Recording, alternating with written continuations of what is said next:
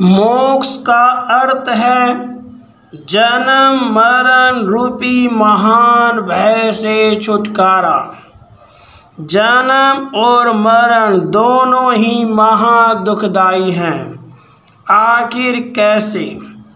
जन्म के समय जीव को प्रथम 9 मास तक गर्भ की वेदना सहन करनी पड़ती है।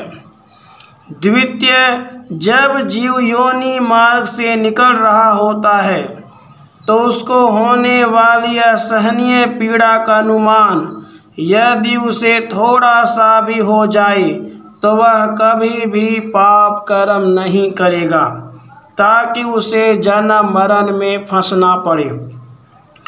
अब विचार कीजिए कि 9 मास तक जीव कैसे गर्भ में वास करता है। वह उस गर्भ में जहाँ मल मूत्र रक्त रज मांस जैसे अपवित्र वस्तुओं का वास है वहाँ पर उल्टा लटका हुआ वास करता है। साथ ही साथ उस जीव को पिछले 3 जन्मों में किए गए कर्मों का भी स्मरण हो जाता है। उन किए गए कर्मों को स्मरण कर करके वह जीव पछताता रहता है।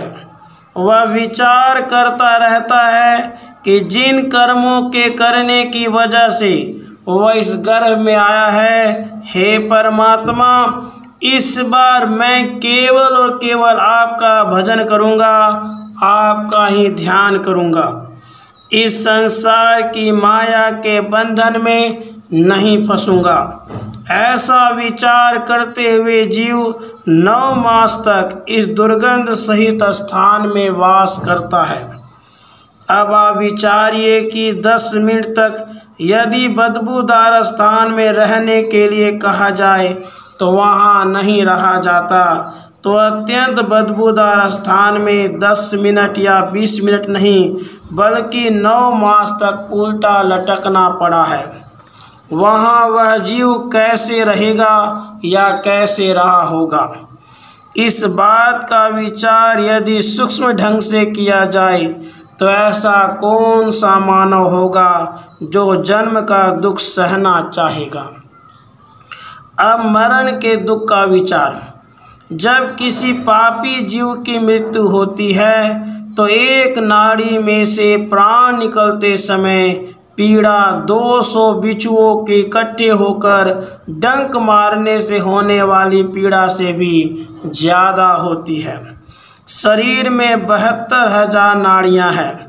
अब विचार कीजिए कि 72,000 नाड़ियों में से जब प्राण का निकास होगा तो कितनी पीड़ा होगी। इस पीड़ा के यदि सूक्ष्म रूप का भी आभास हो जाए तो कौन सा ऐसा मानव है जो मरण का दुख सहना चाहेगा?